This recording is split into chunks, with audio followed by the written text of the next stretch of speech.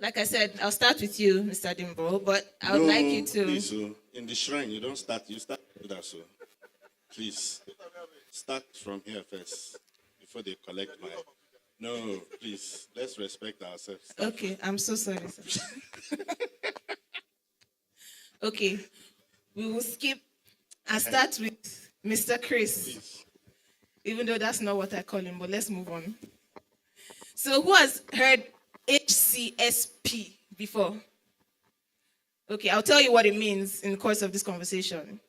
But Mr. Chris, I will skip this question because it's for Mr. Dimbo.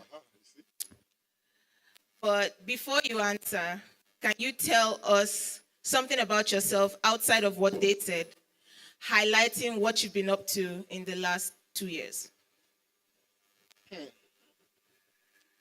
So I think I'll just say that I'm discovering the creative part of my producing journey. And, there's this thing they say, I don't know how they put it in English, but they say every 7 years, a new window opens. So next year is another 7 years for me. I would have done 2 7 years. And I intend to focus on that journey, to spend more time doing what I did with Tokumbo, which is to creatively produce the content. I miss just managing and funding and, handling people. So I hope that's good enough to say. Yes, it is. Thank you. Are you guys trying to clap? Or? So back to you, Mr. Dimbo. That was a simple question. Can you answer the same question? Just tell me about yourself outside of what they said, but highlighting what you've been up to in the last 2 years. So for me, the journey has been in the last 2 years to begin to find new ways of funding my creative endeavors. To be honest with you, at some point I was very comfortable with my creative life because I did more of commission jobs. So what that means is that African Magic will come and say, "Oh, we want you to do 280 episodes of Halita, where I take the money, go and produce it, and that's it." It was comfortable, as per you just collect the money, do the work. How you're able to save from it, don't get me wrong, they will audit you, but at least it was easier than going to go and look for the money. So you do a good job and they say, "Oh, come, take another season." And that's how we've been able to do almost 400 episodes of Halita and the Rishantes. And then I had another client, of course, Ebony Life, Mo Abudu. "Oh, she will come. Well, Sons of the Caliphate. Oh, let's do this, let's do that." So it was a very comfortable space for me where you just wake up and they give you work. But I started realizing that I didn't own the intellectual properties. So I'll do the work and it belongs to them. And at the end of the day, I had nothing. So for a moment, I said to myself, enough of commission jobs. Don't get me wrong, there's nothing wrong with them. But I needed to take another trajectory concerning my creative space. So I started looking for funding, investors to invest in my, productions. It was hard, and it's still hard. But that's where we are right now. We've been successful getting a few people. And what we're trying to do now is to create what we call investors' confidence. Investors' confidence in the money that they've given us. So what we're trying to do is use it well, have them have their return on investment, and so that the confidence will grow for them to say, "You know what, this film business is not bad after all. Or I take the money, do another one, and we keep growing." Before you know it, we're in a place where we'll be saying no to money like Dangote. Okay, so then maybe you're in the best position to answer this question. We know, obviously, being Africans, that Africa is full of talent and creativity and the depth of story that comes from the industry. But we struggle with distribution and finding the right audiences that can resonate with the stories that we tell or that we want to be able to put out there. So what opportunities do you think that filmmakers can take advantage of? Or do you believe that we have to create these opportunities for ourselves?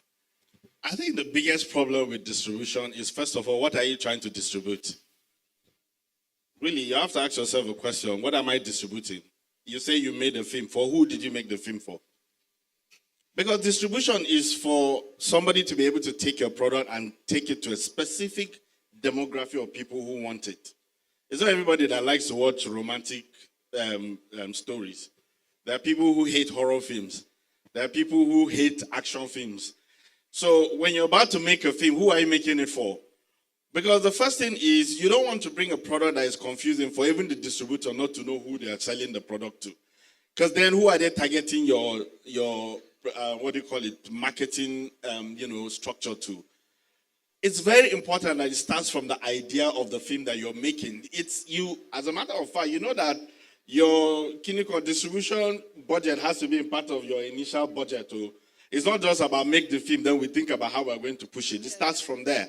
And that is where you begin to say, what kind of film or what kind of filmmaker am I? Oh, so I make faith-based film. That's what I do. I make faith-based films.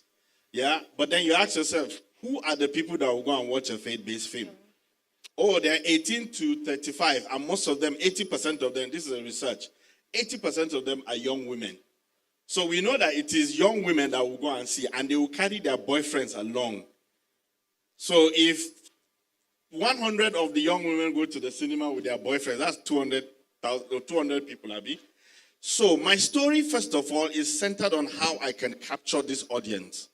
So I tell the story in a way that resonates with them. Then I now cast in a place where I put people that they will want to go and see. Oh, it's Daniel Etimefyong. Oh, it's Kunle Remy. You know, that kind of thing. Those are the strategies that you start first. So by the time you have a product, when you go to a distributor, it's easy for the distributor to say, look, this is what we must do because this is what your film is saying. This is where we're supposed to go to with this film. It happened to me just 2 weeks ago. I shot this beautiful film. Even me, I know it's beautiful. Correct film. I was feeling the thing.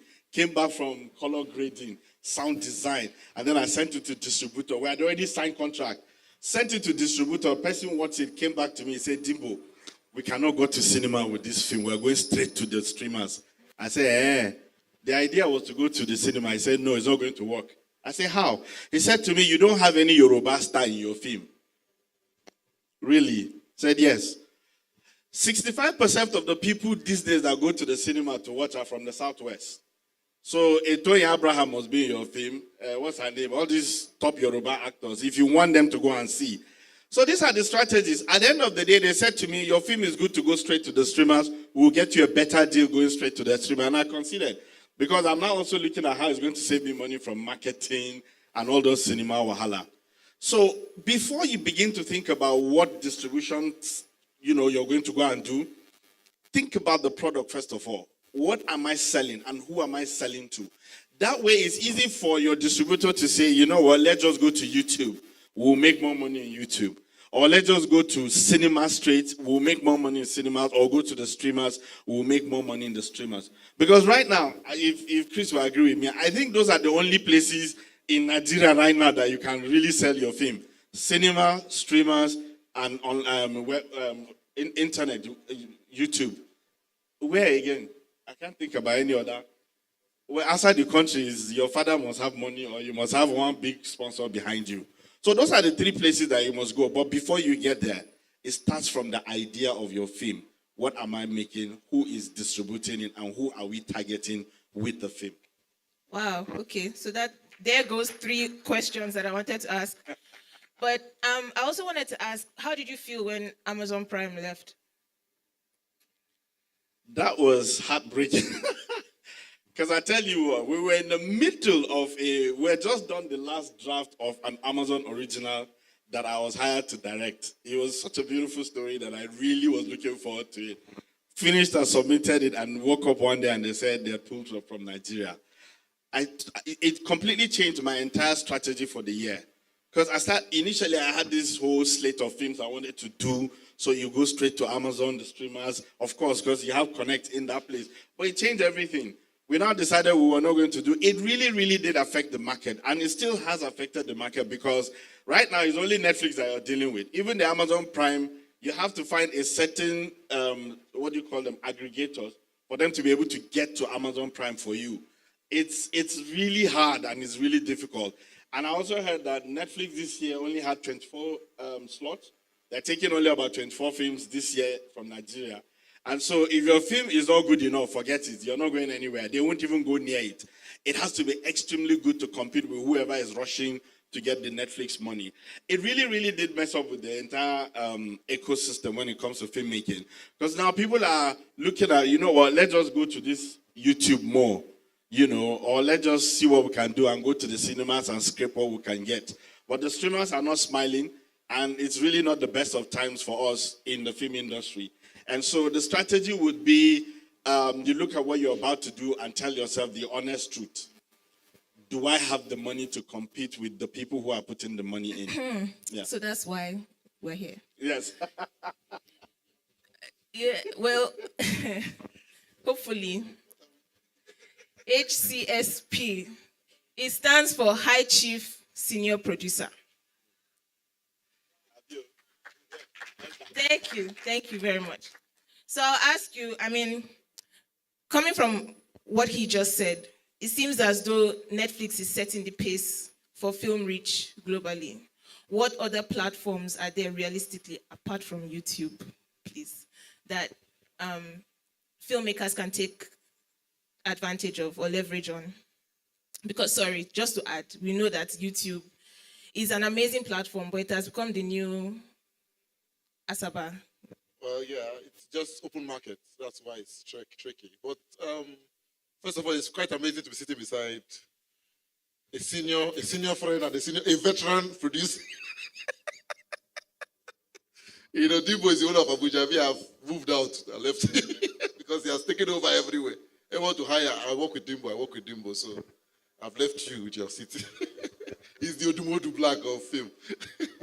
Anyways, I think that, okay, so I should leave the microphone up. Is it clear now? I think that when we are faced with challenges in life, it's time for us to, whatever they say, desperate times call for desperate measures, right? I honestly think that what happened in January was just a way to expose to us how weak our creative economy is, where we just find we are literally all stuck with survival, and the moment you are eating, just like government, if who is in power, you are okay till he is fired or he loses the election, then you have to go back and start joining the opposition team. The same thing happens to now Netflix and Amazon were here and we're all just, I don't know if we're even cashing out, but we're all just dancing around. And one day they pull the plug and people are catching cold, having high blood pressure and all of that. But it shows you how weak and how fickle the industry is, even though we do not agree.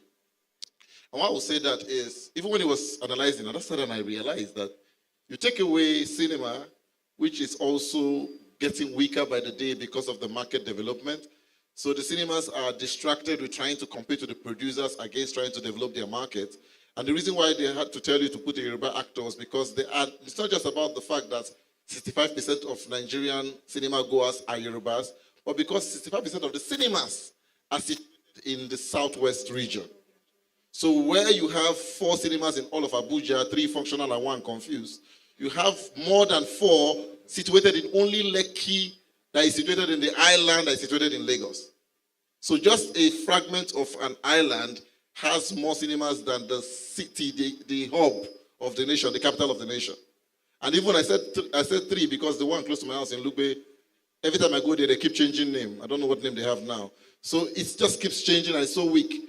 I can't watch my own film in the cinema, you know. So, but back to what I'm saying. And it's because when you talk about creatives, everybody feels like if you're a creative filmmaker, you have to be a filmmaker. You have to shoot. You have to shout action or be an actor. You see, but what people do not understand is the creative economy has different value chains. And there's something Soyombo, the guy that came earlier, said this morning about the fact that there's gap in the market doesn't mean there's market in the gap.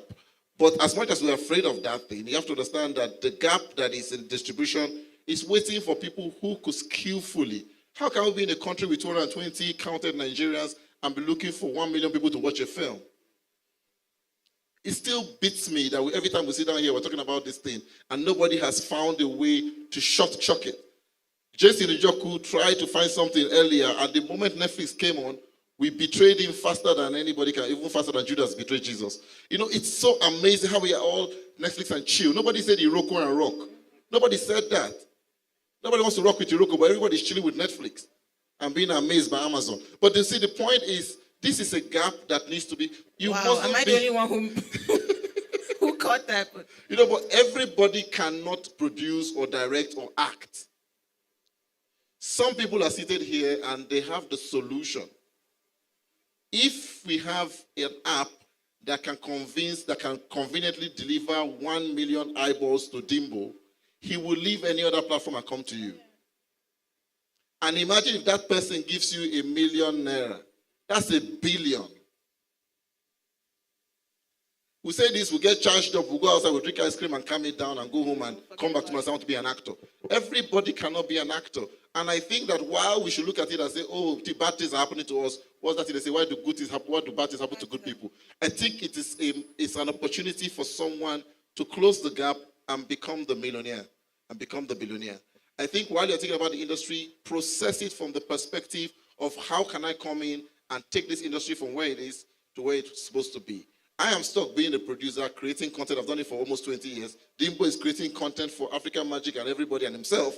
But you cannot come and become another Dimbo or become another Chris or become another whoever it is out there. You need to now ask, what are these guys not doing that I can do that can make me relevant to them and take me from being on the lower chain of the pyramid to the top part of it?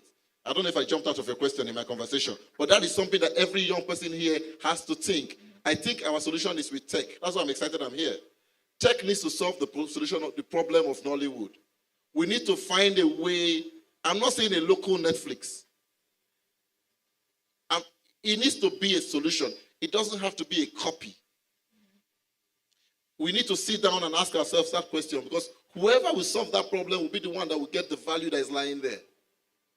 So instead of us getting more filmmakers churning out every day and joining the rat race, take a step backwards and ask yourself, what is that thing that is there for me to do that no one else has done or no one else can do, that I can bring into the industry and make me a solution? I'll give a very simple example. When there was no Nigerian film in the cinema, people like Stephen Alinos and Ben Bruce and Kunle Afolayan thought about putting Nigerian films on the big screen. Today is a big thing. AY can be on the Guinness Book of Records because of that decision. So everything is impossible till you try it. So we need to open up our minds as young people. What's that they call Gen Z? You can open your minds and ask yourself, how can we harness? How can we harness? YouTube is an open market. And every day there will be new principles. And the thing about it is that if you notice, if you're a YouTube creator here, your RPM, what's that thing? RPM, right? Is lower than people in America. And this is only at this level that we're in. Imagine when everybody goes to YouTube, it's going to become like pure water. So even this place we're rushing into, it can't take us for up to 2 years. We are too many in a country, and it's going to affect a lot of stuff. So while we are dancing towards YouTube, understand that even YouTube cannot carry the amount of creatives in Nigeria. It can't. Every actor in YouTube films now have a YouTube channel. So they are preserving their best performance for their own channels. So that's another problem waiting for us in another 2-3 years. And nobody's raising up their head to see that problem. We're all just going on the bandwagon, the same way we did bandwagon with our election, the same way we did bandwagon. Everything is just bandwagon. The rich guys are the people that will take a step backwards and see where the crowd are running to and wonder what they are running from and look for how to bring down the Goliath. wow. Okay. Thank you. Thank you. So To proffer a quick solution to what I have just said, so it's not scary. Because the honest truth is that a lot of you who are here are beginners. You might not have the kind of money that is required for you to do all the big productions, go to cinema, or Netflix will collect your productions. No.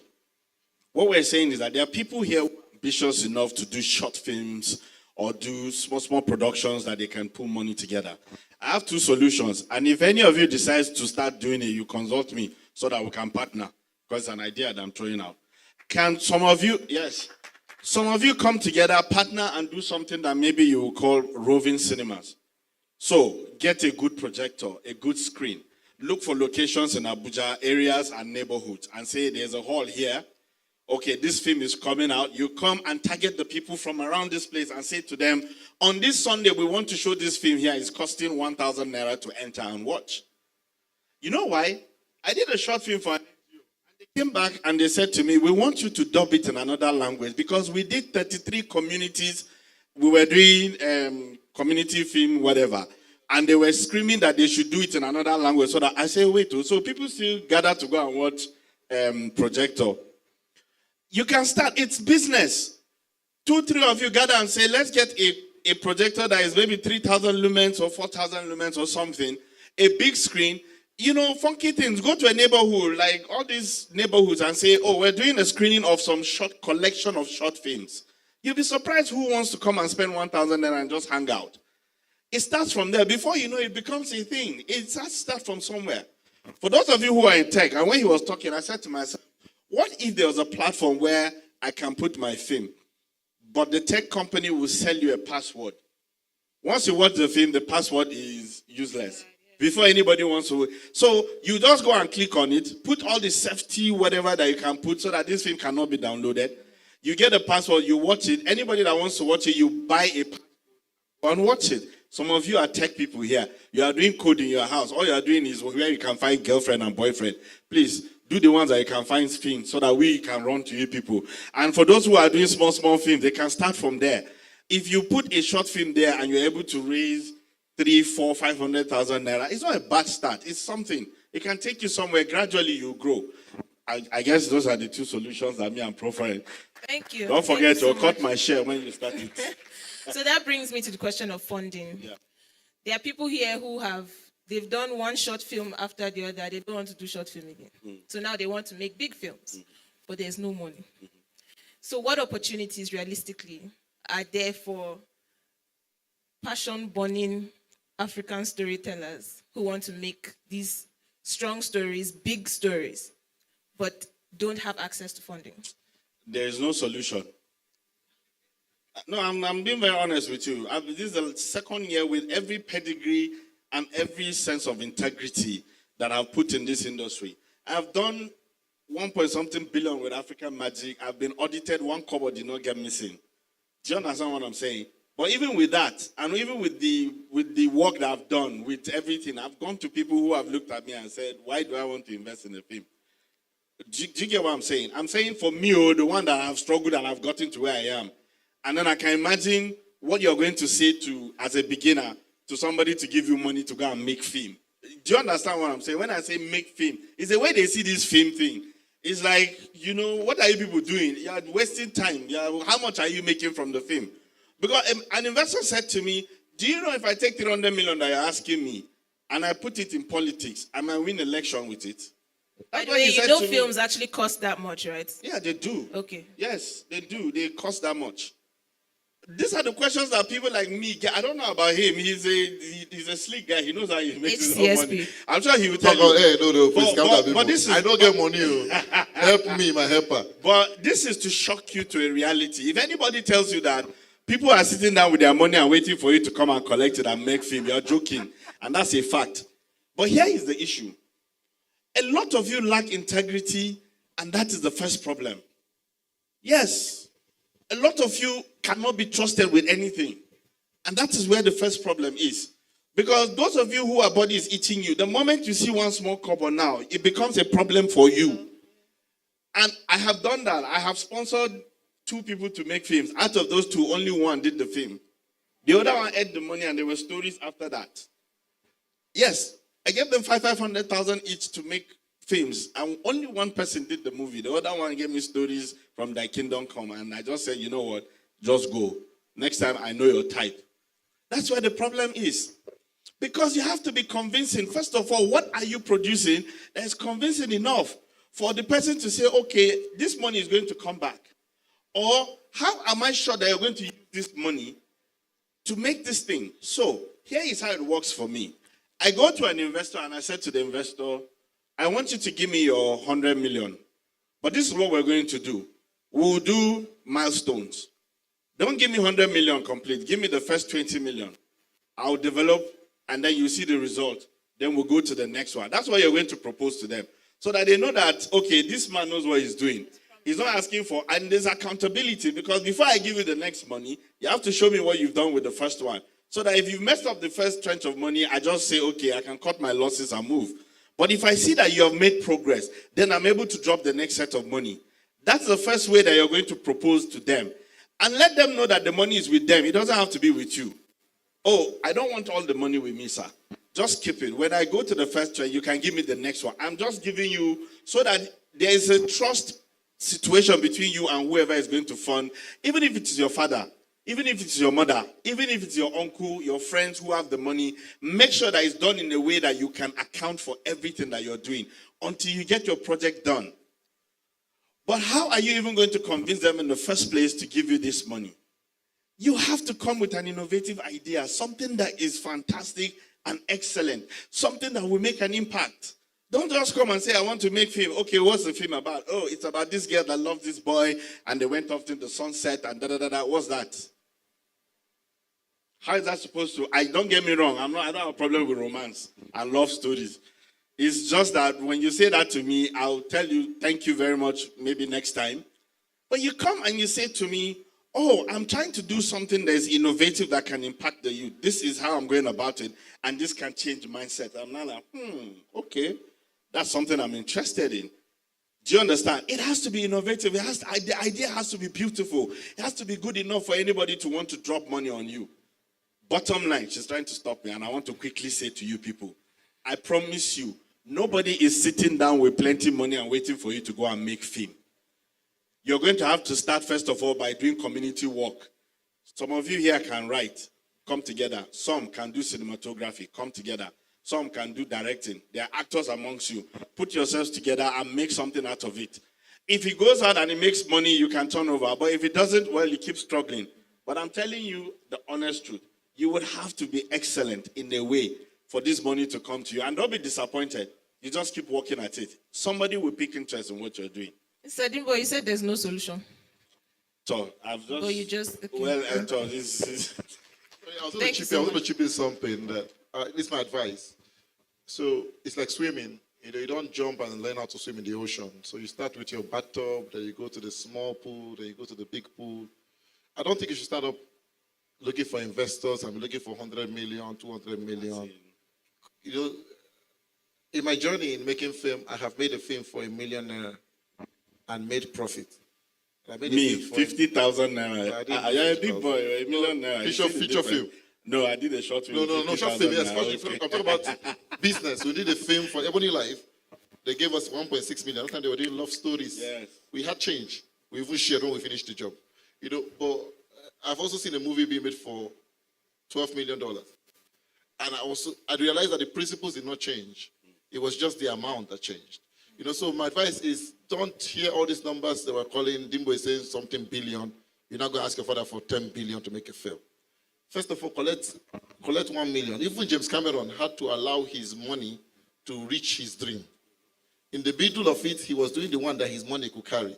So if you know that you are starting up, find a 2-3 million naira film, shoot it, show the paperwork for that. Then go to 10 million, 50 million before you get to 1 billion. Don't just jump from 0 to 1 billion. Don't think because you retired from your banking job or from a politician's office and you're earning billion, think you apply that. In your film journey, you're still a baby. So attend to your film journey as a baby. You know how they say you can't give a baby eba to swallow on the first day because the baby will choke. You don't want to do that to your business. Your business has to develop to be able to accommodate that. So I thought to add that pace yourself. Don't rush your business. It only ends in tears. Thank you so much for that.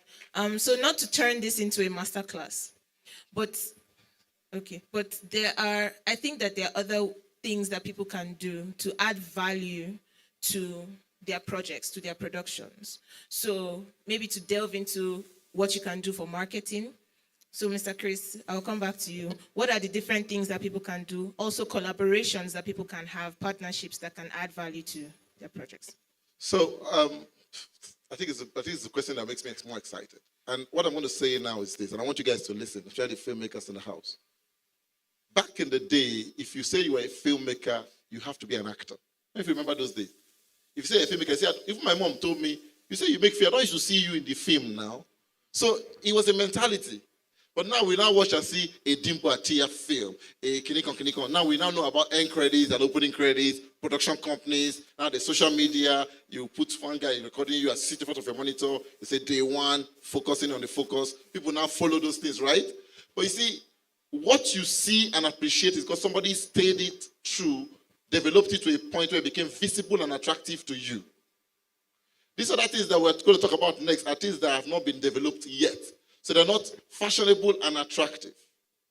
The first day I went into Mnet, African Magic was a desk in the Mnet office. There was Juniper that was running. Emeka Mba was there. It was a desk in an office. Today, African Magic now has showcase, made. You know, things will grow, but somebody needs to stay the whole, what's the word? Stay true and build it. Now, some people don't know that story development, ideation is a thing in film. A lot of our films that we watch, that we hiss, and a lot of those things, those problems we see in those films were caused during the story development. You create a story by yourself, for yourself, with yourself. No other person has any other input. The story excites you. But you see, it's exciting you because it's your story. Have you ever seen anybody that doesn't like their child? Do you get my point? But can you be able to open it up for someone else to bring in? Have you heard of writer's room? There are people who are very good in, I don't mean cinema pointer now that doesn't have a reason for criticizing people's films. Ouch. I'm sorry, because if he wants to get back to me, he should simply explain what is wrong with people's films against just saying bad, good. Teachers that don't know the truth say bad and good. Teachers that know the stuff will tell you what exactly is bad about the bad and what is good about the good. So I don't care about your, anyways, it's not worth my time. Thank you. As I was saying, there is something called story criticism, story editing. This is a field, that's just a story level. Then now, recently we started having chaperones in films. People didn't know those things existed. Actors need to be pampered because, for their mental health reasons. It's a part. There is post-production producer. The producer has done the film, is now stressed up, looking tired. You need to come and help him take over the logistics that occur around editing, music score, licensing music, looking for soundtracks and all of those things. These things are existing windows. Let's even leave the entire production. In fact, production logistics. Some of you, you have caterers, your auntie come and cook for you your food and be giving your crew beans. Who eats beans on the set? Why would you give me beans on the set? But this who likes happen. beans? No, even if you like beans, because Thank of you. the Yeah, after effect of beans. beans. Because of the after effect that we all are aware, even the fine girls with wig, you know what happens to you when you eat beans. So you don't eat beans on set. That's why you don't see long tennis people, when they go on break, they go and carry beans and eat. They eat banana. She'll get here. So there are people who understand what kind of food to give to a crew. Food you can eat on the go. Food that you can eat an hour later. You need to, but nobody has taken that upon themselves as a business. But let's leave logistics and accommodation and all of that. Let's even go to after the film has been made. The distribution, the marketing. Thank God for design film. And I think you should talk to design team. Those guys did an excellent job with Tokumbo. How many of you guys saw Tokumbo marketing that happened? How many of you saw it? Beautiful. When I saw the helicopter was flying and the car was running, Gideon changed it to car. Even I say, Kai! And Aburoba and Lagos were like, it was spectacular. But they were thinking deep. And that's what they do. So there's the poster, the guy called Rex Poster, who created a career building posters for Nigerian films. Now there are more people doing that same thing. Let's even go beyond that. Film PR. There is no film PR company in Nollywood. There are PR companies that have space for filmmakers. But to think that we churn out more than 10,000 films in a year, and there's nobody who can make that their sole assignment. Let's go forward. Distribution and representation. Even film needs A&R. A lot of creatives don't know how to present themselves. That's what they call gap funding. You're shooting a film, you run out of money, there should be a place for you to go to and put your film as the collateral and access money to finish up the film, and when you pay back, the film goes back to you. It does not exist. Insurance. I was shooting a film in Abuja. I was in Abuja and Lagos. One of my ADs drove a car into a packed truck. Abuja. He almost killed the first AC. God forbid. But imagine that guy had died. There was no insurance for that guy. Nothing to insure. So there are lots of gaps. But I'm not going to sit down here and tell you what to go and do, because that means you're going to owe Haye and Dimbo money going forward. But you see, these gaps need to be filled. I don't think that the moment you identifying the problem is not enough. You have to now run the marathon. Identify it, get a solution, run the solution by a lot of people, do research and development. Don't go and try your idea on a big film like Tokumbo, or go and try it on a small short film and see the progress. So don't come to me. You see, the gap between the Gen Zs and the millennials, the millennials, we didn't have internet. We like to see physical proof. If you're going to come to me to talk to me, you got to show me where you've tried it before. You can't use my job and my investment as your experiment. And then you're going to say, oh, really? You don't know what I understand your language, but I'm saying that it is my life investment. Some of us left our career path, almost left our family to go and chase this thing. You can't come and treat it like an experiment. All I'm saying is that come with proof. Find a friend that has a short film that they've done. Help them try that thing on it. If it works, show me the proof. We did a short film called Black and White. I was able to take this film and show it to 700 communities in Nigeria. See pictures, see links, see proof.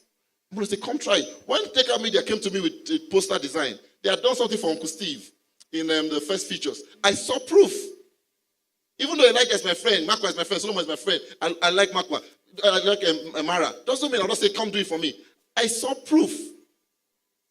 Is it making sense to you? But let me also say this. Even getting investment for films, being able to create an investment value chain, helping investors see the value in the film, it's a gap. So when even Dimbo was talking about how it's hard to get, Nigerians don't invest in films because the films are good. They invest in people. So while they are talking, Amitabh Bachchan is going to marry Rita Dominic, they will not give birth to Jet Li. All they are hearing is this Igbo man wants to use my money to go and build house. So it's you that they see. Do you understand my point? And you have to also show them how you've taken. If I come to you and I tell you I'm making Gladiators Nigerian version, it's not going to excite you. But I tell you that I had a 2 million naira, I made a film for 2 million naira, and I made 4 million. See the 2 million, see the 4 million. And I took that 4 million, I made another film for 4.5. I added 500 from my pocket, and it became 20 million. And I'm about to make a film for 20. If you can add 10 to it, we can make. That is a conversation. That is but I can understand that because I'm born into a family that has accountants and understand how numbers work. But you see, if you don't have that, that's a gap someone else here can fill up for you. And that brings me into 3 things. 1 is finding the idea. 2 is finding the right partnerships. Because if every idea that comes to you is not for you alone to run. So the wider and the more open you are with your ideas, I love what that guy said earlier again today, that people can steal they can steal your idea, but they can't steal your what? Your execution. Yeah. So stop all this thing that they want to steal the idea. My brother, it's not your idea. Idea is like air. It's like air. Anybody can breathe it in. Anybody can breathe it in. It's what you do with your own oxygen that matters. Some people will breathe it in and sleep all day. Some people will breathe it in and run like Usain Bolt. Some people will breathe it in and grow fat. Some people will breathe it in and grow slim. You get my point? What do you do with your idea? I'm more concerned about execution. So find the right partnership that can help you process that fee. Then thirdly, research it. You see this plagiarism we do, taking ideas from one location to another location, thinking that it becomes a big idea. Internet has solved up, has exposed everybody. So don't act like it's your idea. We know it's not your idea. You stole it from Saudi Arabia. We can show you the proof. So we know you stole the idea, but just make sure that when you steal an idea, you leave the idea in a better place than it was when you stole it. Yeah. Am I making sense? Somebody said that, Heidi Kabasa said that we are called creatives because we are creative thieves. Creatives. So just steal it well. Take care of it well. So when the owner sees it, the owner will be glad you stole the idea. Mm-hmm. So go through it, find the right partnership, and build it. But see, I insist, there are more available opportunities in Nollywood than have been tapped. Keep that in mind. There's more in Nollywood than acting, directing, producing, distributing, and editing. There's more. There are a lot of gaps in the mad world. And the wealth are for those that find those gaps. Thank you. Let me quickly add to that. You see, some of you want to be filmmakers, but your Instagram status is private. Are you working with DSS? Wow. Are you okay? No, seriously. Visibility is very important. Mm-hmm. Oh, you're a filmmaker, I'm starting. Can you just pretty much just document what you do daily? Because if you come to me, I'll check your status. Who is this person? What are you doing? These days, anywhere you go for interview, they check your status. I promise you. Recently, they came to me to sign a contract for some work I was about to do. I was excited, big job, everything. I don't hammer. They called me and they said, "Oh, you're going to come for a meeting, but there's a problem." I said, "What's the problem?" Said that they noticed that I support Donald Trump. I said, "Eh?" I'm not kidding you. I'm not lying. I said, I don't understand. I said, yes, that they saw that I made a post about Donald Trump and, some of the people in the committee are worried if this is going to affect my performance and the way I'm going to execute this job. I say, it has nothing to do with what I do. That is on my private page. If this was on my company page, that's different. It doesn't have anything. I'm trying to say that they pay attention to who you are. They go and they search you. So you're a filmmaker and you're not. Sometimes I'll just sit down. I'll put camera and start recording myself, just showing off what I'm doing. And then I'll not say, boy, you're too old to be doing this thing. Something will not say, my friend, shut up. You're a filmmaker. You need to be out there. Let them know that you're hustling. So I'll just put a video and say, 2 a.m. I'm still writing. We're doing this thing. Go to my page, you'll see it. It's not because I want to do it, but simply because if I claim that I'm doing, and the thing is that my investors are even checking to see how far with this, is this doing this work? Is this money moving? Because I'm not posting, we just finished wrapping this. You put this in that you've wrapped, so they know that, okay, they've shot the film. That means our money is going well. You're a filmmaker, nobody knows that you're a filmmaker.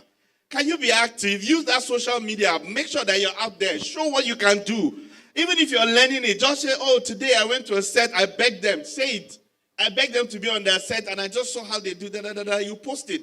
If you come to me tomorrow and you leave the meeting, I will Google you, I'll check you up and say, okay, this person is really active. He looks like he's serious about this work. But remember, the thing that I'll go and see on your page is Bobrisky has done something, or you're doing an Instablog has done something, so that's all you're posting. Please stop it. Make sure that I know what you're doing. Be visible as a filmmaker and be creative. We talked about storytelling earlier, where they said the next frontier for this thing is not content creation. Yeah. It's storytelling. That's what you need to be doing now. I need to see you wake up in the morning and say, this is my life as a filmmaker. You have not done one frame, but just tell us that you're a filmmaker. Do one story and post. I'll watch it. Are you guys getting that? It's another way of answering the question. Your visibility is very important for you, and it sells you faster than you can imagine. Thank you so much for that. I know that people have questions. So if you do me a favor, just come and sit in the front here if you have a question for this panel. So our time is fast spent. They added more. Okay, I cannot see the time. Oh, wow. Okay, thank you. So I'm going to ask one more question each. And I'll start with you, Mr. Dimbo. AI. We're treating it as if it's the enemy, but it has come and it has come to stay. So how do you think that it impacts our storytelling, especially in Africa? That's the first part of the question. And second part is, how do you think we can appeal to the international audience, but still stay authentic to our stories? So what I know is that ChatGPT will not type itself. Abi, it's a software. You have to impute a direction or an instruction for ChatGPT or most of these AI tools to be able to work for you. These things are supposed to aid and support you, not take over you. Because the mistake that some of you are doing is that you're throwing away your creative process because you feel like once I just tell AI, tell me a story about love, that thing will create whatever and drop it for you. And you are sitting there thinking, see story. What you're doing for yourself is that you're killing the creative process that you should have a creative process. It's something that you cannot run away from. AI can help us do better things. But you must always make sure that you stay true to your authenticity. The fact that you are able to conceive these ideas yourself, it is what gives you the comfort and the joy to say, I created this. All I needed was just ChatGPT. That's the only one that I know. That's what I'm calling it. Has aided me in writing. No, I'm horrible with writing. Like, I don't know how to. So I think faster than how I type. And I don't I didn't go to computer school. All that you people do. No, my own is tack. So I'm very slow when it comes to typing my ideas. And I'll be typing rubbish all the time. And I can't send that draft to any writer because they will laugh. So I pick that, I drop on a ChatGPT and I say, rewrite this, Abi. And it will just rewrite the thing with the grammar and make it look beautiful. But it's my idea. It did not write it for me. It only corrected some of the things that I couldn't. That's how you use these things. Don't depend on them completely to be your mind. They can't do the things that you're supposed to do. One of the things that I said earlier at the interview outside is that the biggest problem that your generation, the biggest problem that you have is that you are distracted by this thing. There's nothing wrong with it. But you see, 5 hours you are on this thing and you do not know what's happening around you. How are you going to tell stories when you cannot observe your surrounding? How? Telling stories about experience. You have to be around to see what your neighbors are doing. Oh, you were sitting there and there was this crash that happened at the Okada at the junction. That can be a plot. Or you're sitting there and somebody was running and they were chasing the person and you're wondering, what if this was a... You can't see this because you're buried in your phone. And what you're doing is that you're consuming other people's experience, and that won't help you because the only thing you're not doing is trying to bring out what others have experienced instead of you experiencing it. So how can you be a good storyteller to even tell ChatGPT to tell an African story in the context of a Nigerian? Because the way we relate here is different from the way they do things out there. Do you get what I'm saying? As an African, your experience is different. And so if you want to sell a story to them, it has to come from the context of what you understand, not what they are experiencing there. Because then why do they need your story when they already have so many people rushing to tell it? What is authentic about you and the story they're about to tell? So somehow, once in a while, drop your phone. If you're in somewhere, just drop it and observe. Go out and meet people, talk, read books, relax. And then when it comes to using AI, it will only aid you in making sure that your voice is heard in the most beautiful way. But don't allow that take over your creative process because you're destroying yourself. It will come to a place where you're demanded to physically do something right now and you can't even do it because, it's AI that helps you. Can you see where the problem is? Yeah. So use it, but... Yes, use it, but be smart about it. Like I said, don't allow it to take over your creative process. Amazing. I'll just chip a little more. Thanks, Dimbo, for that. First is, if you understand how search engines work, or how AI is meant to work, or how the entire internet works, it gathers information that has been uploaded from different sources. So when you type ChatGPT, help me plan TMCon, it's going to look at every conference that's been done in the world, pick it in here, pick it in here, pick it in here, and give to you. You see, but it doesn't have the capacity to create in itself, but it's able to pull in from where it exists to rearrange and look like it has created. Let's keep that in mind. But where I'm going to is this same fear that we have now is the same fear they had in the earlier 20th century when, industrialization happened. A lot of people were afraid that the machines were coming in to take over their jobs. And they did take over jobs. The truth be told is that AI will take over your job if you stay at the lowest level of the pyramid. AI will first of all clear repeated processes. Things like QC, input and output, those things that you go and you're working in an office, all you do every day is to press 3, 3, 3, 3, 3. You now come back and say you have done work. Those are the first people that will be jobless first. Keep that in mind.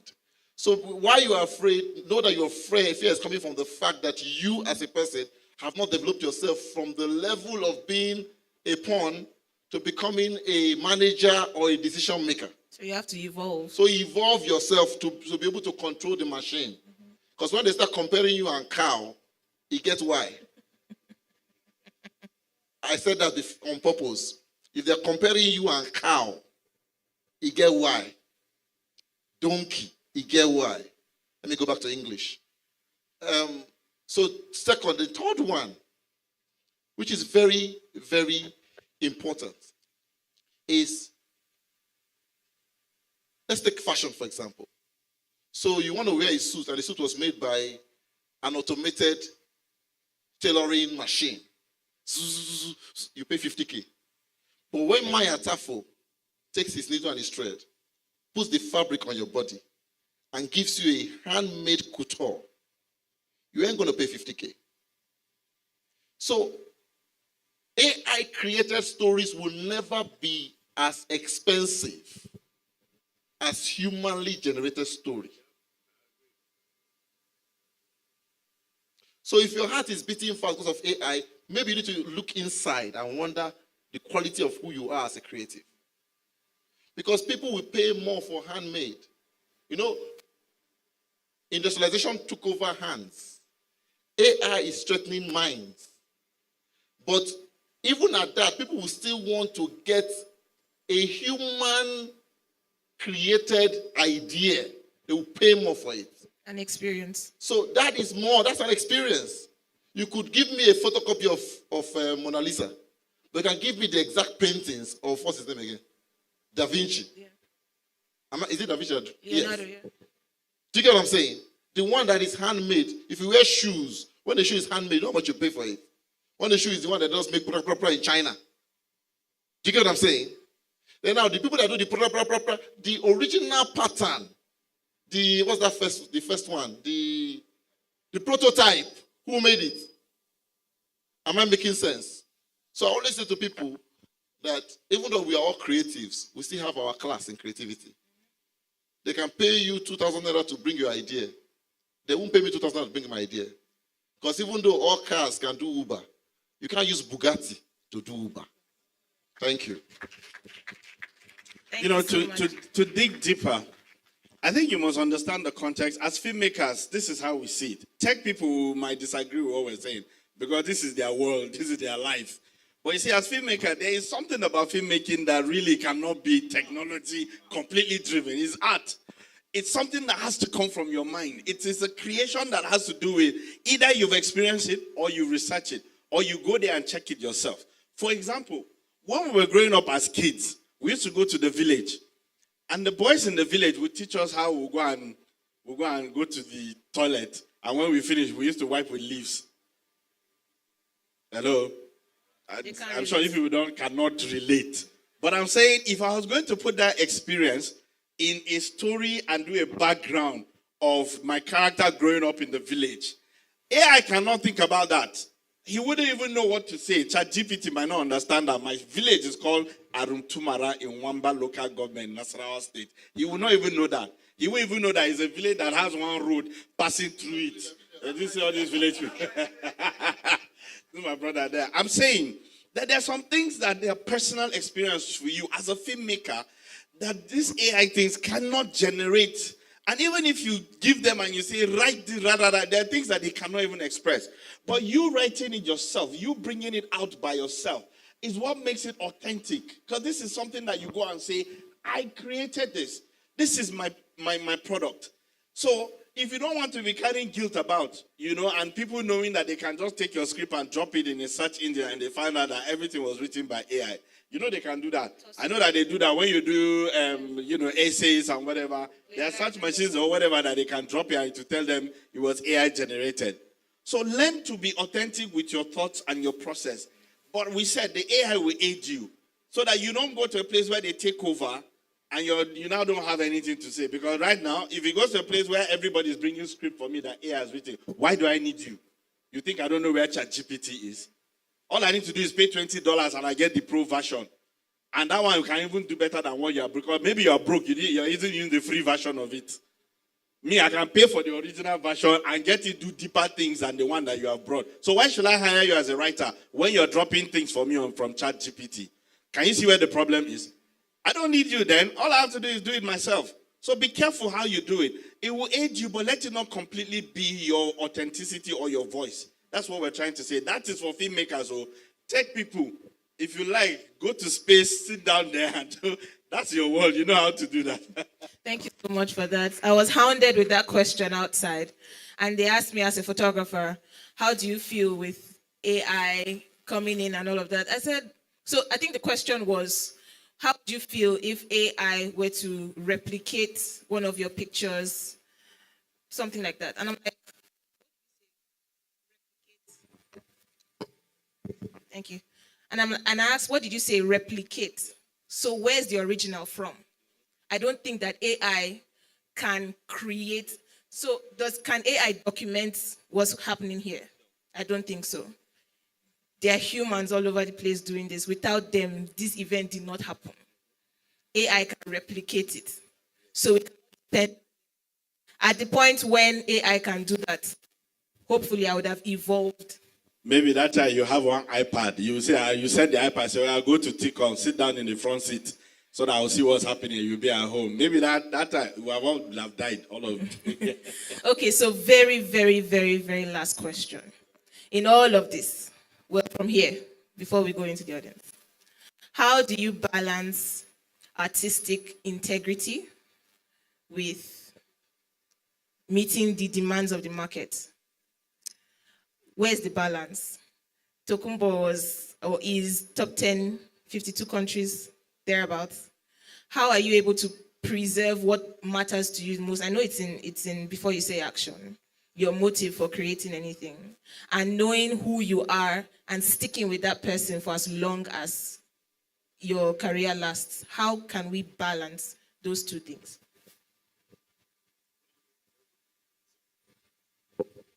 There's a video one of my proteges sent to me this morning. I really wish I could play that video. It's a 2 minutes video. So I wish you would go first. Let me see if I can play that video. The video answers this question. Please go first. Let me get. Okay, so I think that for me, it's the reality of the fact that this is the only thing I know how to do. Don't get me wrong, I can do other things, but this is what I have chosen as a career path. This is what I have decided that it will feed me, my family. This is what I have decided that I can make an impact with. This is what I've decided that is going to be my voice. So for me, it was the fact that I decided I was going to do faith-based films. Why? Because there is a calling upon my life to reach out to people with the word of God. Why? Because the world is saturated with so much rubbish and nonsense. You guys are consuming too much trash. And there is a calling to say, can we have an alternative? So that when you download all of this thing, there's something that says to you, there's an alternative here. That's my job. And that is the thing that keeps me balanced all the time. So when I wake up and I say to myself, I want to make a film, it is the first conversation with myself is, why do I want to make this film? I promise you, there is the monetary aspect of it. But that is one aspect of the so many things that wake me up as a filmmaker daily. When you start thinking through those ideas, don't get me wrong. All of you that are creative heads here, one of the biggest problems that you have is that you have ideas coming to your head every day. The reason why you have not taken off is because this idea starts today. You're excited about it. Tomorrow, a fresh idea comes and you're thinking about that one has gone. Before you know, you've piled up. That's me. If you see one of the biggest problems that my wife has with me is that I have notebooks all over the place. Like I can buy one book, I can just draft something and that's it. I'll buy another one. So they're all over the place. And she'll say, but what of your computer? There's something called cloud, iCloud. Store the idea. But they keep coming. The ideas keep coming. But at some point, you have to wake up at one point and say to yourself, okay, this I think would be fantastic at this time and at this age. The latest film that we have called Strong, it was pretty much we were having a conversation somewhere the other day, and there's been this total narrative about how people do not fight for people anymore. When it comes to relationships, most relationships these days are transactional. It's what you give me and what I give you. There is a time when people will stay and fight through a relationship, a marriage. There's a problem, we deal with this situation, and we make sure that we solve the problem. Do you understand? Of course, when it gets to that point where it becomes deadly, you move. I agree to that. But before you throw it away, can you have a conversation about this? Can we try and salvage the situation? And so I figured, you know what, let's tell a story about a couple who are having this issue. And everything says, look, in this time and age, when you watch a film, you will say to them, this woman should just pack her things and get out. What's she doing here? Do you understand what I'm saying? But in her own context, she's looking at it and saying, no, I want to give a benefit of the doubt. And you see how she resolved this matter at the end of the day. We hope that will help somebody think through it.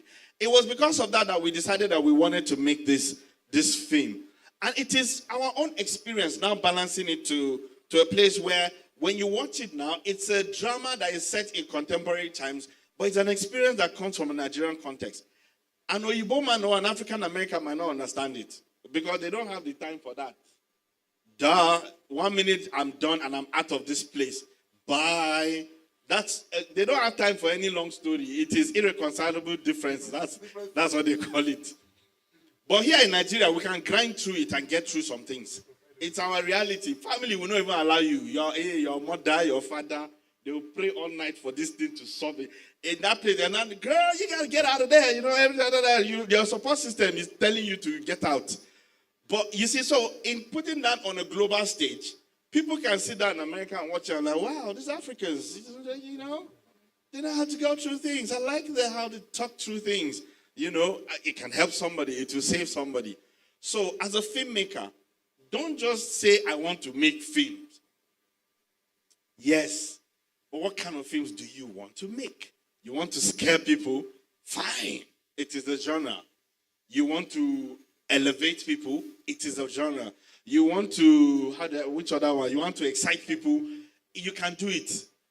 Make sure that you define what you're going to do, but then the context of it is how do we do it in Nigeria? Because I see some dialogues in some films, and they're like girlfriend, older, and In it's Nigeria. and it really is most of these women that because you will not see a guy come and say, "Yo, what's up, G?" It's always hard. They do. No, he's not. Tell me, which apart from Jamaica, who else is doing it? Wow. In film, but you see, all these girls are like, "Girl, leave it." I'm like, Nigerian girls don't talk like that. When trouble catch you, you're not doing girl. Forget this thing. No. So, I mean, you have to do it in a context where if anybody sees it outside of your space, would understand that this is how we relate and this is how we do things. And that makes it authentic to you. Because I promise you, if you put a prompt on ChatGPT and say, give me a story treatment for a boy who loves a girl and da-da-da-da-da, it will come back with American names for you. Or John Crouch, something, something, did something, something. And Emily, something, who answers John Crouch in this Nigeria? Do you get where I'm coming from? Because his own experience is, he will take from abroad and give you. So, in the context of it, know who you are as a filmmaker, what film do you want to make, how you want to represent the film. If you want to tell a Nigerian story on a contemporary level, it's doable. And then that way, internationally, when you get the Amazon deal or the Netflix deal, people can sit down in the diaspora and enjoy your stories. There are white people, black people that watch YouTube because of the way they do the Nigerian story. So that's my own answer to that. Thank you so much. So in 1 minute. Do you have the video? You have it, please play it. I don't know why you thought you were going to ask this question. I'm not making it for them. I'm making it for me. One thing I say in the book is that the audience comes last. And I believe that. I'm not making it for them. I'm making it for me. And it turns out that when you make something truly for yourself, you're doing the best thing you possibly can for the audience. So much of why, if you go to the movies, so many big movies just not good. It's because they're not being made by a person who cares about it. They're being made by people who are trying to make something that they think someone else is going to like. And that's not how art works. That's something else. It's not art. That's commerce. So if we're making art, it's almost like a diary entry. So could I be concerned that someone else might not like my diary entry? It doesn't make sense. It has nothing to do with them. My diary entry has nothing to do with anyone else. So everything we make as artists are essentially diary entries. Y'all have seen that video before. I've shared it before because it really is one of my favorites. Thank you. That is some of the best. So guys, think about respiration. You take in oxygen. That comes from where? From the plants, right? And you give out carbon dioxide. What's it called? Carbon dioxide, carbon dioxide. Now, I think that art is an expression of how you've consumed life. So you've gone through life, good, bad, ugly, bittersweet, sour. And then when you take your music, your painting, your film, your story, your poem, it's a way of you. So it's hard when people tell me they want to make a commercial film, because the commercial film is not the art. If you are blessed in your lifetime, you make a film, an art film that goes commercial, if you are blessed. But not everybody gets that favor in life. What I'm saying is it's an expression of who you are and what you've gone through. If you look at everything you sing about or write about or draw, you find, someone's asking, why do I like put a helicopter in my films? I said, because in 2009, I tried shooting a film in Abuja. And then we went up, we collected a helicopter from police force, put my DP. My DP refused to go up there, it was a white guy. So the Nigerian guy said, I can shoot it. I was saying. I said, to climb the helicopter. The guy took off from the airport, flew to Area 1. They were chasing the Ambro bus, they were running. The guy was recording. When he came down, we drove to go and meet him at the airport. So yeah, playback. Baba did not press record. It was his first time in an helicopter. It was first time shooting a film. He got excited and forgot to do the most important thing, to press record. He's alive today because I fear God. Now, so I said, as far as I live, I go shoot helicopter tire. So whether it's evil to break granite, we'll use a helicopter to break the granite. Back to what I'm saying though. The way your parents treated you as a child shows in your films. It shows in your songs. If you're a broken child, it will show in your song. So these things show.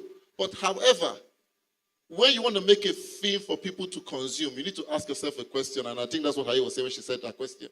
I wrote a book where I said there are 3 reasons why people make films. If you want to make money, do what will sell. But if you want to send a message across, then you can stick with your art. The masses do not buy art. You see that thing you see in Lagos, the Abuja traffic, those frames. That's not art. That is AI generated. That's repetition. The actual art will have the paint of the artist. Do you get what I'm saying? If you want to sell art, the masses cannot buy it. If you want to go commercial, you want the artists, you want the masses to buy it. That is why cowbell, sachet day, gongoni day, buy the one where you afford. Do you understand what I'm saying? Art is gongoni, commercial is sachet. Because 1 million naira is 1 million pieces of 1 naira, and it's also 1 piece of 1 million naira. Do you understand what I just said here? So make up your mind on what you want to do. But I think the greatest folly is to set out to do an art and apply commercial principles. Or set out to do a commercial film and be applying artistic principles. A lot of people have died for that cause. I hope this is clear enough. Thank you very much. Thank you. Can everybody put their hands together? Some more, some more, some more. Thank you so much. Thank you very much, Mr. Chris. No. Audience questions, please. Can we take 2 questions? Okay. And him. Thank you. Thank you, Mr. Chris. Thank you, Mr. Dimbo. We're grateful for your time. Microphone to the lady in brown. While they are passing the microphones, I have 10 copies of my books in the boot of my car. I feel like I should sell them, but I also feel like I should sell them in a discount way. So I want to give them to innocent. Help me, whoever wants to buy, sell it at a discount, maybe like 10K or 8K. Please. Oh, wow. Then the money is for TMCon, please. My own way of supporting. Thank you. It's 10 copies. So if you want to look at that man with a beer by the camera. Buy it now, trust Buy me. it now. God bless. Buy it now. That answer is in that book.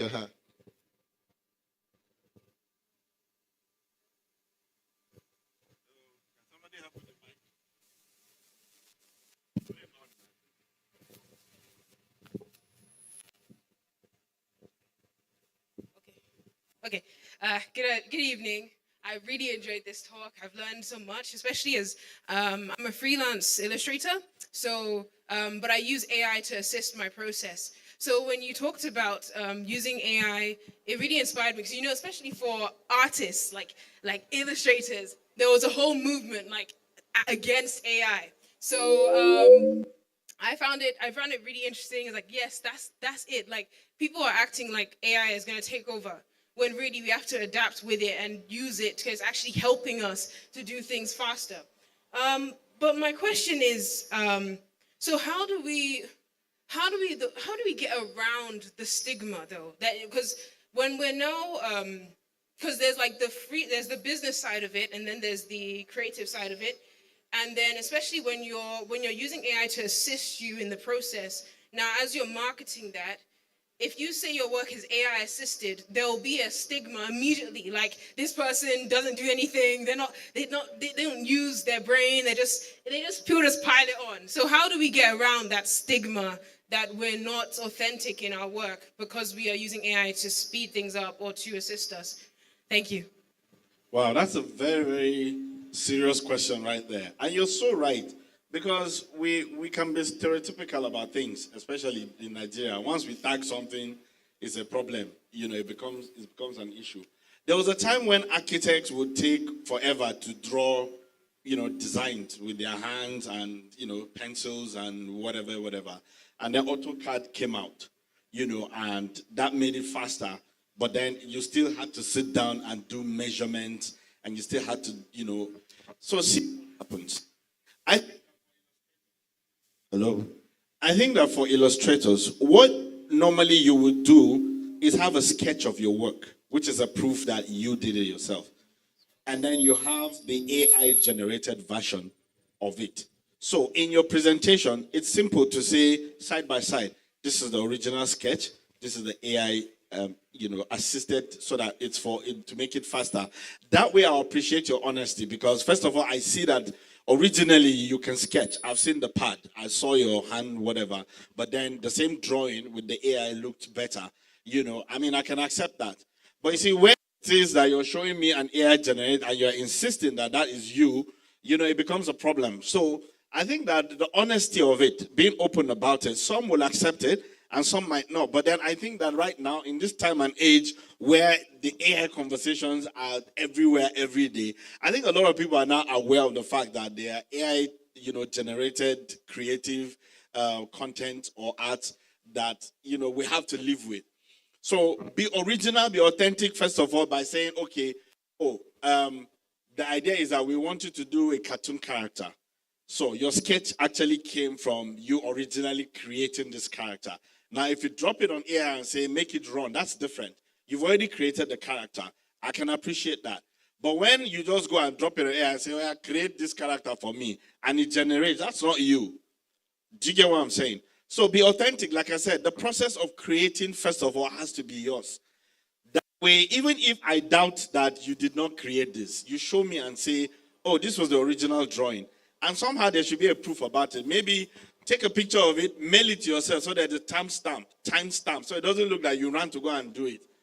Do you get what I'm saying? Or side by side, you can present the original with the AI generator, so I can see it and appreciate the fact that, okay, you did create this character, you generated it. Does that help? All right, thank you. Sorry, just to butt in a little bit. And BTS is not just for film. I think that a lot of us may not like social media. Instagram is tiring and all of that. Yeah. But I think it's also important to document our processes. Absolutely. And to put it out there. Yeah, absolutely. So you can put a camera somewhere and document what you're doing. Yeah. The internet does not forget. The proof will always be there. There's nothing wrong with you showing what you've created and what you asked AI to assist you with. Absolutely. Absolutely nothing. Yeah. Well said. Yes, please. Ask a little question to them. But how can you say it's AI generated when she created it? You get the point? Like, why? It's a lie then. Exactly. I created it, but the AI modified it. Modified, okay, yeah. So why are they telling me it's just, I generated it? So change the language. It's AI modified instead of AI generated. Yeah, maybe you guys need to create that line too so you can. Thank you. Can we pass a mic to him, please?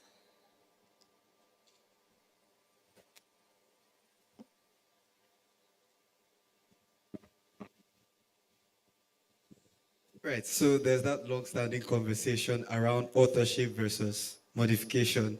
And it's interesting to me because I'm also a lawyer, but besides the point, you mentioned something, sir, about the role, about other roles, right, in the space besides just producing, editing, and so on. And then you mentioned something that struck me because I'm currently building a startup in that regard. But then you also said to do research, so here's me doing some research, right? You mentioned something about creatives not being able to tell the value of their stories and therefore not being able to acquire the necessary funding in many cases because they simply can't convince a potential investor as to why. Right. So what I'm building basically is a startup that is built around public speaking, essentially. But now it occurs to me that there might be a problem in this space too that I had not thought about before now. Right. I'm a writer, so not necessarily a film person, but I'm glad I stayed here because then I'm starting to think, but sir, do you think that is a real enough and a wide enough problem in the film industry to come into and build a solution around? Very specifically, helping creatives, whether they're especially producers and even short filmmakers, narrate the value of their stories in order to sell, in quotes, to potential investors. Okay, are you ready? What's your name? Victor. Okay, Victor, so work with me. First of all, let's start with even the ideation. So recently I had a problem with one of my assistants. I was in the bathroom. I get my ideas when I'm taking a shower. I don't know. So I got this idea like, oh my God, boom, I came out. So I told my wife first. I was like, But she's like, we don't hear bloody story. You shoot one first. So she was like, oh, that was nice, baby. Asha. And that's my phone. I did the voice and I sent to my assistant. Then she does a synopsis for me and sends back to me. Then a year later, I have a new assistant and she says to me that this other person has said that the idea was hers. So she was trying to say, like, I was the midwife that helped Mr. Chris deliver this baby, but the text was, the idea was hers. It was a small story, but you know how we are with our ideas. I found myself, my heart was pumping, my head was standing, I was like, I will destroy this girl. She want to try me? And I realized, but the point is, I just took the idea and I threw it out at her. I didn't protect my idea. I left my newborn baby in the hands of a midwife. She could exchange it. She could strangle the baby. She could force feed the baby.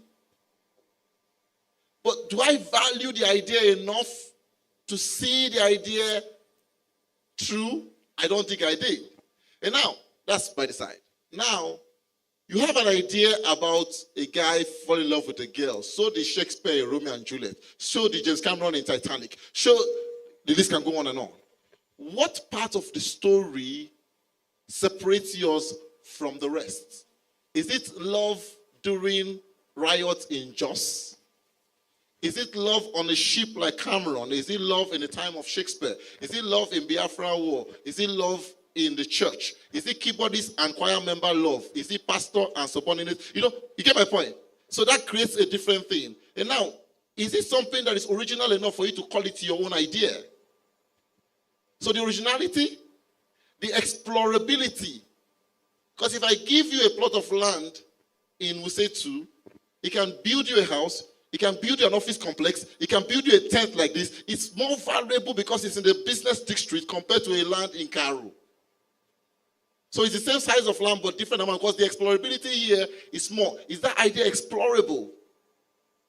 The creative might not be able to do this. They need to have someone that will help them protect first, the first example. Second, explore or create opportunities for exploration.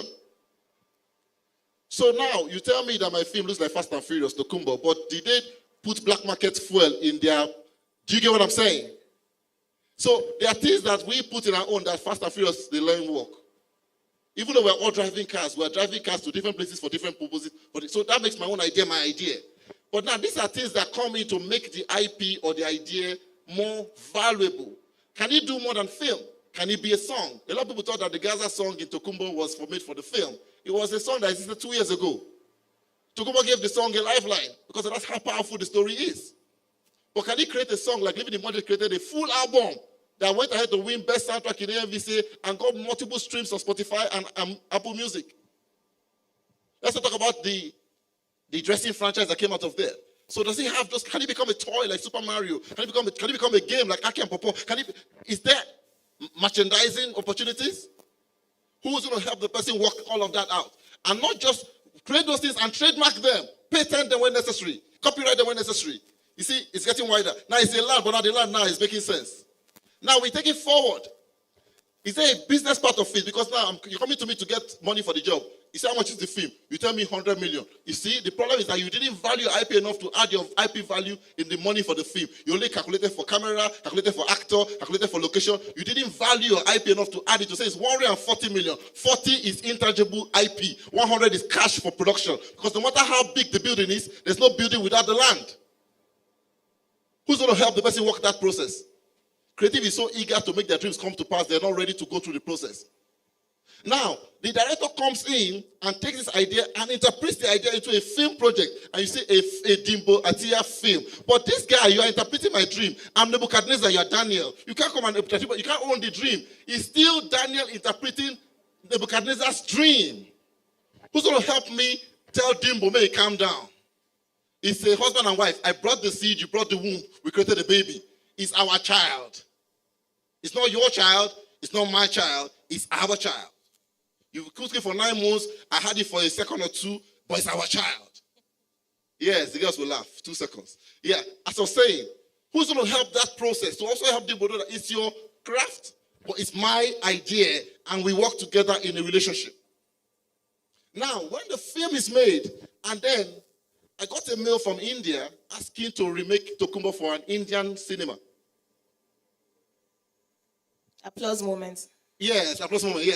Now, who will now tell me how to exploit that idea? I'll say, praise the Lord, my film is going to India. That is a testimony. But the reality is, how do I cash in this Hinduism of Tokumbo? So next I'm making a film now, I will buy the name of that film in all the popular land. Who's going to help me do that? An industry has been formed. IP Protectors Nigeria Limited. So you see, the point is, you need to take out time and sit with this idea and nurture it to become a child. It's not a flash in the pan. Ideas come as flash. But if you don't stay on it, it doesn't become a tangible thing that you can use to make money. The value in every idea is how long you stay on it. But you have to be committed to it to stay on it. The reason why Nigeria can also have a lot of technologies to allow people create cars and stuff, because we have ideas and sciences, but we don't stay on technology. We rather faff around and buy technology from China and Japan. So, but if you stay on it, which is research and development. So you think about it, process it, try it, think about it, review it, process it, try it. That's how it's formed. So, bro, it's a full-fledged, not a job, industry. I hope I've answered your question. Thank you so much. I need to quickly add to that. One of the biggest problems that we have as a nation or as a people is a trust issue. That is why collaborations are very difficult in Nigeria. It's me, my, I. I mean, what he had just said is an amazing, opening of a whole new portal into this thing. If you position yourself, you could be an intermediary between collaborators. Because if I don't trust him, I can trust you to do this collaboration. Just like an insurance company will do. Just like a fintech company or investment company. They take his money, they give me the money. If the money gets missing, he will catch them, and they will now come to me. He has nothing to do with me. He doesn't know me. So this positioning has to happen because it's the only place we can go to and sit down and say, okay, we've agreed we're going to collaborate on this thing. You are the man that we're going to catch if anything happens. So you put your place to make sure that this collaboration works. That way I go to bed, I can sleep and not have to worry about my guy here because, do you get what I'm saying? So that is the issue. If we can deal with that, collaboration is easy. I'm open to doing anything with people. Just the fear of, who do I catch if this thing does not work?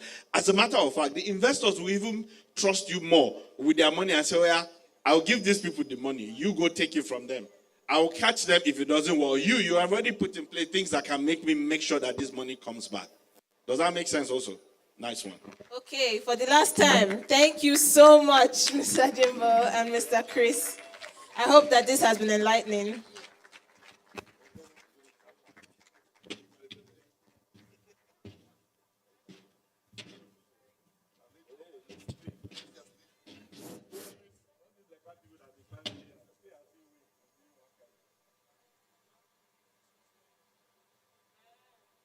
Into the unconventional. Original content that excites